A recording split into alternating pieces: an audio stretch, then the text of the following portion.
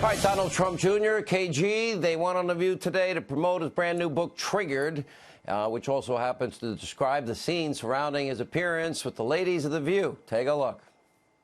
Lowering the discourse to his level, which is horrible for this country. Even if people are working, we don't want to have a country like that. Do you understand that? We've all they don't done like things. The vessel or the semantics of the truth, but nevertheless, look at the result. We've all done things that we regret. I mean, if we're talking about bringing a discourse down, Joy, you've worn blackface. Whoopi, No, you I said haven't. that Roman Polanski. I'm sorry, and don't. You said that Roman Polanski, it wasn't rape when he raped a child. Joining us now, author of the new book, Triggered, is in Birmingham tonight. The president's son, executive vice president of the Trump Organization, Donald Trump Jr. You got to tell everybody Hannity says hello. Hannity says hello, guys. Hey. Let's say hi, Sean. All right. How's it going, Sean? I'm watching this thing today, and I'm like, why? Why did you even bother? Why?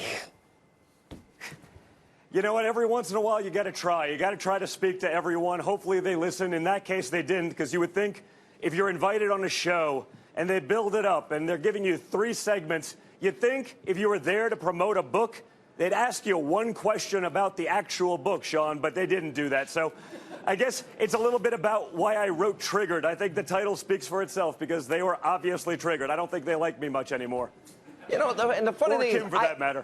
Listen, I used to do all those stupid shows. I think the last time I went on that show, Rosie O'Donnell was hosting and lost her mind, and poor Barbara Walters couldn't control the chaos.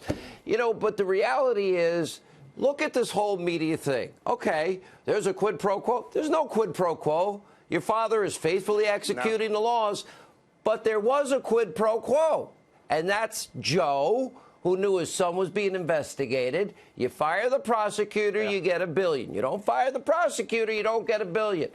Quid pro quo Joe, Don. Yeah, and it's on tape in front of everyone, and he's saying it that way. There's no ambiguity. There's no nothing.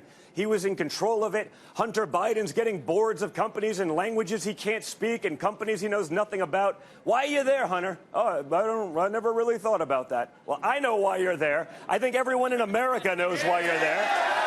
And so we're having a good time here at Books A Million in Birmingham, Alabama, Sean, doing a little bit of the Triggered tour. But glad we could get these guys in there because I think they're all in agreement with us. Yeah! Well, you know, by the way, I had 90 miles north of Birmingham. I was broadcasting in Huntsville, Alabama. I had a great 2 years there. In the newspaper, wrote an editorial when I left, goodbye to the talk show host from hell. I was very proud of that. But I will say this. That sounds like my average day, Sean.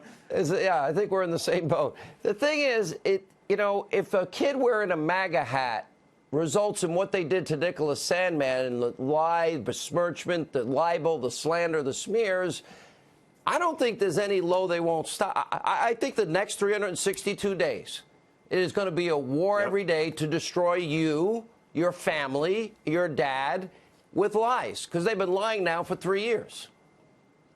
Well, that's exactly right. And I mean, you saw what happened to me yesterday. I literally retweeted an article with the name of the supposed whistleblower in the title of the article, and there's outrage. Donald Jr. outs whistleblower. I go, like, it was on Drudge 4 days ago. It's in Real Clear Politics. It was in Breitbart. It was in, you know, a couple other places. Like, secret ever. And I'm like, what's the... He's in danger of his life. I'm like, this is a CIA operative in danger of his life. I wish they would have shown a little bit of the same amount of outrage when my family opened up a white powder substance in an exploding envelope they showed up at my house.